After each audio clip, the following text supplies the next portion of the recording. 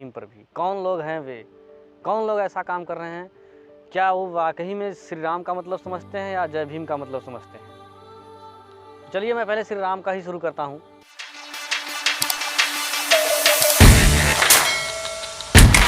तो दोस्तों नमस्कार, आज हम कुछ ऐसी बातों पर चर्चा करेंगे जिनकी बहुत चर्चा हो रही है। आजकल दो नामों को लेकर बहुत ज़्यादा चर्चा है इस समय सोशल मीडिया पर, आम जनताओं में भी देखने को मिल रहा है ये सब चीज़ें। वो दो नाम हैं जय श्री राम और जय भीम। आप लोग भी अगर social media, Instagram, YouTube, Facebook कुछ भी खोलते होंगे तो यही ज़्यादातर दिखाने, एक दूसरे को नीचा दिखाने वाला काम चल रहा है इस समय। तो मेरे कहने का मतलब ये था कि आज हम बात करेंगे कि क्या कैसे कैसे लोग इन सब चीज़ों पर काम कर रहे हैं, जय श्री राम पर भी और जय भीम पर भी। कौन लोग हैं वे, कौन लोग ऐसा काम कर रहे हैं? क्या वो वाकई में श्री राम का मतलब समझते हैं या जय भीम का मतलब समझते हैं? चलिए मैं पहले श्री राम का ही शुरू करता हूँ। तो मैं श्री राम का शुरू करने से पहले श्री राम के बारे में जानकारी भी होना चाहिए। तो एक महाकाव्य है हमारे भारत में, बहुत प्रचलित महाकाव्य रामायण, जिसके रचयिता श्री महर्षि वाल्मीकि भी हैं और तुलसीदास जो 15वीं शताब्दी में मुगलों के काल में किए हुए हैं। दोनों लोगों का विचारधारा अलग अलग है, दोनों लोगों ने राम को अलग अलग तरीके से प्रस्तुत किया है। तो फिर भी बीच में एक सत्र ऐसा आता है जब 1960, 70, 80 के दशक मतलब आता है, तो एक रामानंद सागर नाम के व्यक्ति आते हैं जो महान समझिए उनको।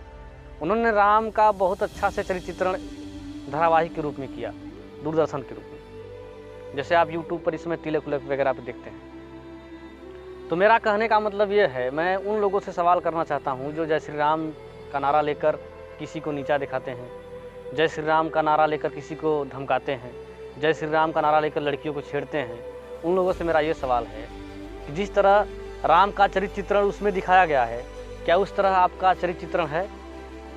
क्या कैरेक्टर आपका वैसा है? जिस तरह पुरुषोत्तम राम को रामानंद सागर ने दिखाया है रामायण में, क्या उस तरह का कैरेक्टर आपका है?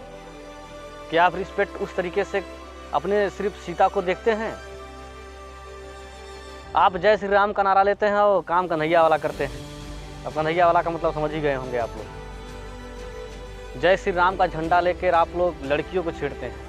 हम कई तमाम ऐसी धाराएं देखें, कई जगह ऐसा देखा मैं कि लड़के जय श्री राम का नारा लेके लड़कियों को छेड़ते हैं, किसी को नीचा दिखाते हैं, किसी को गाली देते हैं। तो ये तो राम का कैरेक्टर नहीं था। राम पुरुषोत्तम जिस तरीके से उस महाकाव्य में दिखाया गया है, आप एक रत्ती भी उसका नहीं है, 1% भी उनका कैरेक्टर आपके अंदर नहीं है। आप तो रावण से भी हैवानियत हैं। जैसे रावण बेचारा सीता का हरण किया लेकिन उसको भी रिस्पेक्ट से रखा, लेकिन आपका कैरेक्टर उस रावण से भी घिनौना है। कौन लड़कियों का रेप कर रहा है इस समय? आप आए दिन इस सब केसों को सुनते हैं। अभी हाल ही में मैं एक केस देखा, एक माँ का, एक बच्चे की माँ थी, उसका रेप करके उसको मार के फेंक दिया गया, उसका बच्चा उस पर लेटा दिया गया। सोचिए, तो क्या ये राम का कैरेक्टर था? मेरा सवाल जय श्री राम वालों से है, क्या ये राम का कैरेक्टर था? आप इस तरह से राम राज्य की कल्पना कर रहे हैं कि राम के नाम से किसी को आप राम एक ऐसा शब्द है, जब आदमी थकता है तो राम का नाम ऐसे लेता है। लेकिन आज का नाम जो राम का लिया जा रहा है वो किसी को मारने के लिए, किसी को धमकाने के लिए, लड़कियों को छेड़ने के लिए किया जा रहा है। तो ऐसा नहीं होना चाहिए। जैसे राम का चरित्र चित्रण है महाकाव्य रामायण में, उसी तरह से आप थोड़ा सा उनसे सीखिए। आप अपने आराध्य के लिए सब कुछ करने पर तुले हुए हैं, उनको एक भी आप उनका मोटिवेशन फॉलो नहीं कर रहे हैं, आप उनका एक भी विचारधारा को नहीं लेके चल रहे हैं, तो कैसे राम आप? खैर ये महाकाव्य की बात है। वैसे मैं धर्म पाखंड में विश्वास नहीं करता हूँ, लेकिन मेरा मतलब अगर आप भी मानते हैं ऐसी चीज़ों को तो आप इस चीज़ पर ध्यान दीजिए कि मेरे आराध्य क्या हैं, उनकी विचारधारा क्या है, तब उसके बाद आप काम करिए। ये नहीं बाइक लेकर घूम रहे हैं लड़कियों के पीछे और जय श्री राम का नारा लगा रहे हैं। ये सब कंडीशन है आज का। तो मैं अब बातें करूँगा जय भीम वालों पर भी। जय भीम भी बहुत ट्रेंडिंग में होता है, जय भीम का नारा भी बहुत गूंजना भी चाहिए। जय भीम का नारा एक शांति के लिए है। जय भीम का नारा उन गरीबों को बढ़ने के लिए है जो पिछले 1000 साल से वंचित रहे हैं। जय भीम का नाम उन लोगों के लिए है जो जंगलों में हजारों हजारों साल से जिन पूर्वजों ने हजारों गुलामियाँ झेली, उन लोगों के लिए जय भीम का नाम है। जय भीम का नाम किसी को चिढ़ाने के लिए नहीं, जातिवादता को बढ़ाने के लिए नहीं।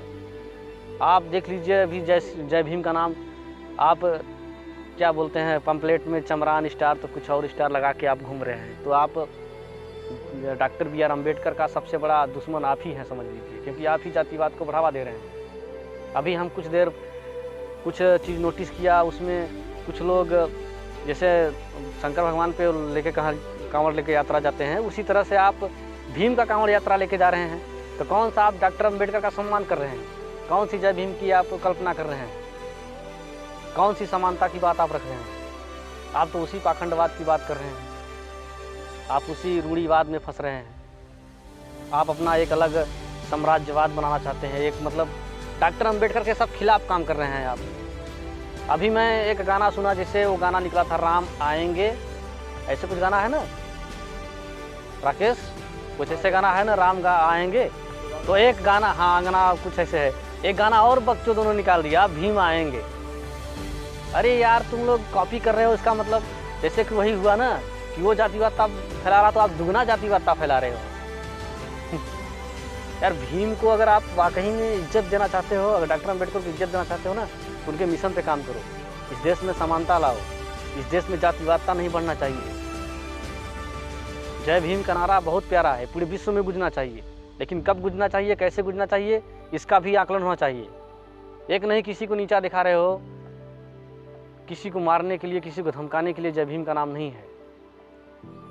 इससे हमारा राष्ट्र दो पक्ष में बट गया है। इस मानते हैं कि नहीं इस बात को? दो पक्षों में बट गया है ना अपना ये देश। एक जय भीम को लेकर चल रहे हो, एक जय श्री राम को लेकर चल रहे हो। राष्ट्र डूबा जा रहा है, आप अपने अपने कम्युनिटी के पीछे पड़े हुए हो। तो ये देश के लिए बहुत हानिकारक चीज़ है। तो मेरा ज़्यादा कहने का मतलब कुछ मकसद है नहीं, बस यही है कि आप लोग पहले इस देश के हित के बारे में सोचें, इस देश को बढ़ाना कैसे, इसके बारे में सोचें।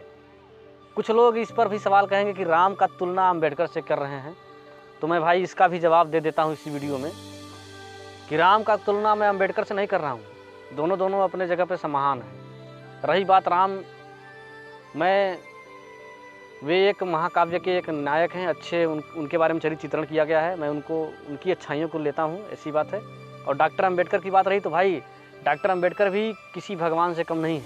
उन लोगों के लिए जिन्होंने हजारों साल गुलामियाँ झेली है, उन लोगों के लिए जिन्होंने हमेशा बेड़ियों में अपना समय गुजारा है। इसलिए डॉक्टर अम्बेडकर भी उतने ही महान है जितने श्री राम हैं। मैं ऐसा मानता हूँ, मेरे भारतीय संस्कृति का एक हिस्सा है डॉक्टर अम्बेडकर, उनको जोड़ने के लिए। कुछ चंद लोगों ने, धर्म के ठेकेदारों ने अपने देश को इतना पीछे कर दिया कि 500 साल मुगलों से गुलाम रहे हम, 300 साल अंग्रेज़ों से गुलाम रहे, अब नेताओं से आज भी गुलाम हो। यही वजह है कि हमको आपको बांटना उनका फितरत है, नफरत फैलाना उनका फितरत है। इससे आम जनता परेशान होती है। इसलिए मैं आम जनता से यही चाहूँगा कि आप ज़्यादातर इन सब चीज़ों पर ध्यान मत दें। आप अच्छे से अपना भाईचारा जहाँ भी हो, आप इस देश को बनाने में काम रखें, नफरत ना फैलाएं। अगर आपको इस वीडियो में ज़रा भी लगा हो कि हाँ ये देश के हित के लिए वीडियो है, तो शेयर कर दीजिएगा, और ताकि उन लोगों तक पहुँचे जो इस देश को बचाने की कोशिश कर रहे हैं, हमारे साथ कदम पर कदम मिला के इस देश को बचाएं। इसी के साथ धन्यवाद, मिलते हैं अगले वीडियो में।